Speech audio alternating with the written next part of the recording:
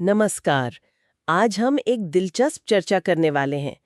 हिमालय की दो खूबसूरत घाटियां, एक कश्मीर घाटी और दूसरी उत्तराखंड की पिथौरागढ़ घाटी। हमारे पास कुछ नोट्स हैं, कुछ लेख हैं जो इनकी तुलना करते हैं और एक खास बात पर भी गौर करेंगे। पिथौरागढ़ को जो मिनी कश्मीर कहा जाता है, वो कितना सही है। बिल्कुल। ये एक ऐसा विषय है जिसमें भूगोल, संस्कृति सब कुछ आ जाता है। हाँ, तो आज का मकसद यही है कि इन दोनों की समानताएं, अंतर, इनको समझें। और ये जो उपनाम है मिनी कश्मीर, क्या ये ठीक है या कहीं पिथौरागढ़ की अपनी जो खास पहचान है वो छिप जाती है इससे। सही मुद्दा उठाया है।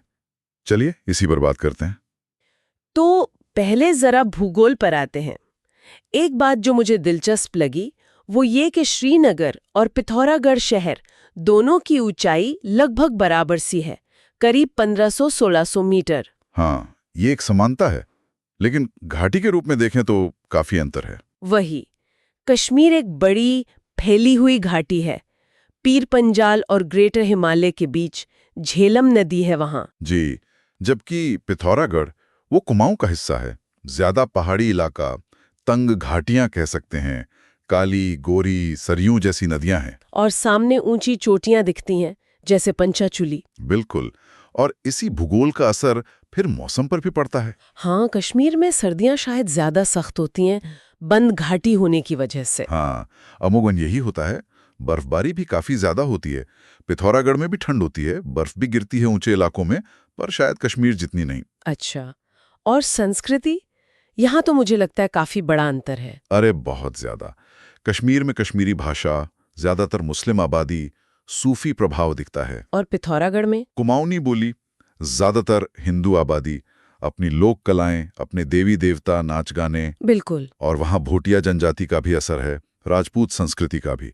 तो एक अलग ही मिक्स है। हाँ। अच्छा, घूमने फिरने की बात करें, टूरिज्म की। दोनों ही लाजवाब है अपनी अपनी जगह। कश्मीर में आप जानते ही हैं, डल झील है, गुलमर्ग, पहलगाम। जी। पिथौरागढ़ में भी मुंशियारी है, धारचूला, पाताल भुवनेश्वर की गुफाएं हैं। सुंदरता दोनों जगह भरपूर है। और सामरिक महत्व, स्ट्रेटेजिक इंपॉर्टेंस? वो भी दोनों का है, पर वजहें अलग अलग हैं। कश्मीर जाहिर है एलओसी के पास है, पाकिस्तान बॉर्डर, तो वहां सेना की मौजूदगी बहुत ज्यादा है। पिथौरागढ़ जो है वो नेपाल और तिब्बत यानी चीन बॉर्डर के पास है। तो यहाँ आपको आईटीबीपी ज्यादा मिलेगी, इंडो तिब्बतन बॉर्डर पुलिस। हाँ। सेना भी है। हाँ, और वो कैलाश मानसरोवर यात्रा का रास्ता भी तो यहीं से है ना, लिपुलेख दर्रे वाला। बिल्कुल सही। हाँ। वो भी इसके महत्व को बढ़ाता है। अर्थव्यवस्था में क्या फर्क है? कश्मीर मतलब सेब, केसर, अखरोट, बढ़िया शॉल, कालीन। हाँ। पिथौरागढ़ में आपको स्थानीय अनाज मिलेंगे, जैसे बाजरा, दालें, चावल। ऊनी काम होता है, लकड़ी का काम भी, पर बड़े उद्योग वो दोनों ही जगह कम है। और चुनौतियाँ? कश्मीर की अपनी मुश्किलें रही हैं, अस्थिरता वगैरह। हाँ, वो एक अलग पहलू है। पिथौरागढ़ की चुनौतियां अलग हैं, जैसे विकास की कमी महसूस होती है कई बार, कनेक्टिविटी एक मुद्दा है, सड़कें वगैरह, और पलायन मतलब लोगों का बाहर जाना। ये पलायन तो उत्तराखंड की एक बड़ी समस्या है। जी। अच्छा, इन सब बातों के बीच अब आते हैं उस नाम पर, मिनी कश्मीर। ये कहाँ से आया, किसने कहना शुरू किया? देखिए, कोई एक आदमी का नाम लेना तो मुश्किल है। ये धीरे धीरे प्रचलित हुआ लगता है। टूरिज्म बढ़ाने वाले लोग, कुछ ब्लॉगर्स का जिक्र है नोट्स में, जैसे 4 स्टेप्स वॉयज, ट्रैवल अर्थ। अच्छा। क्षेत्रीय मीडिया ने भी इस्तेमाल किया होगा, और स्थानीय लोग भी शायद कभी कभी बोलते हों।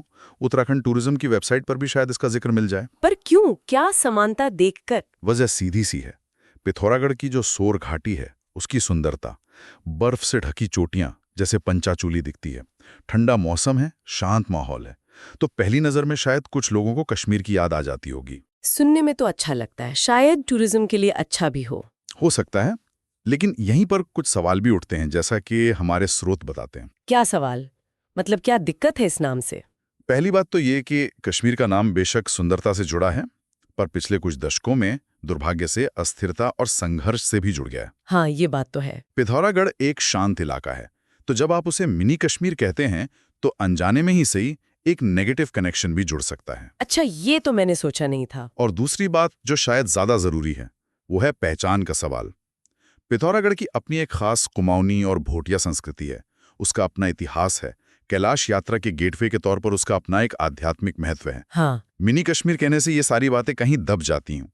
ऐसा लगता है जैसे उसकी अपनी कोई पहचान ही नहीं, वो बस किसी और की छोटी कॉपी है। ये तो बहुत जरूरी बात है। मतलब हम किसी जगह को उसकी अपनी खासियत से जाने, न कि किसी और के नाम से। बिल्कुल। श्रोता इसे एक तरह की औपनिवेशिक या पुरानी मानसिकता भी कहते हैं। जैसे हम अपनी ही जगहों को मिनी स्विट्जरलैंड या मिनी कश्मीर कहकर महान बनाते हैं, बजाय उनके अपने वजूद को पहचानने के। सही कहा। और शायद वहाँ के लोगों को कैसा लगता होगा, जो शायद विकास की कमी या अनदेखी महसूस करते हों। हाँ, उनके लिए ये शायद बस एक सतही ऊपर ऊपर की बात लगे, असल मुद्दों से ध्यान हटाने वाली। तो क्या कुछ और नाम हैं जो पिथौरागढ़ के लिए ज्यादा सही हो सकते हैं, जो इसकी असल पहचान बताएं? हाँ, कुछ सुझाव दिए गए हैं, जैसे कैलाश का प्रवेश द्वार, ये अच्छा है। या कुमाऊं का ताज, या फिर पंचाचूली की भूमि। ये नाम उसकी लोकेशन, उसकी संस्कृति, उसकी खासियत को बेहतर तरीके से दर्शाते हैं। सही है। ये पूरी बातचीत असल में इस सवाल पर ले आती है कि हम जगहों को देखते कैसे हैं और उनके बारे में बात कैसे करते हैं। बिल्कुल, सार यही है कि पिथौरागढ़ बहुत सुंदर है, इसमें कोई शक नहीं। और हाँ, कुछ नज़ारे शायद कश्मीर जैसे दिख भी सकते हैं, लेकिन मिनी कश्मीर का टैग वो अनजाने में ही सही उसकी अपनी खास पहचान को, उसके आध्यात्मिक और सांस्कृतिक वजूद को कहीं ना कहीं धुंधला करता है। हाँ, यह हमें याद दिलाता है कि हर जड़े की अपनी कहानी होती है, अपना एक चरित्र होता है। तो शायद अंत में सोचने वाली बात यही है कि जब हम किसी एक जगह को किसी दूसरी जानी मानी जगह के मिनी या छोटे रूप में देखते हैं, तो क्या हम उसकी असली पहचान, उसकी आत्मा को समझ पाते हैं? पिथौरागढ़ मिनी कुछ नहीं है, वो अपने आप में पूरा मुकम्मल पिथौरागढ़ है। बिल्कुल सही। कश्मीर कश्मीर है और पिथौरागढ़ पिथौरागढ़।